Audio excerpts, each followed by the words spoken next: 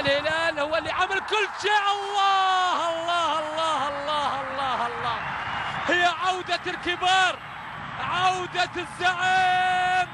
سرعان ما يعود، لا تستفز الهلال فالرد راح يكون قاسي. لا تستفز الزعيم لأن الرد قاسي والهلال يعود. سرعان ما يعود نادي الهلال ويسجل هدف التعادل عن طريق نجم الموهوب محمد الشلهوب. لابد بأن يسعد هذا الجمهور، لابد بأن يسعد الحضور. محمد الشلهوب يسجل أولى الأهداف لمصلحة الهلال، وصلت إلى الشلهوب، والشلهوب ما يكذب خبر. الشلهوب مثل هذه الفرص ما يهدرها، بتسديده بقدم اليمنى الرائعة يسجل هدف التعادل وأولى أهداف نادي الهلال بهذا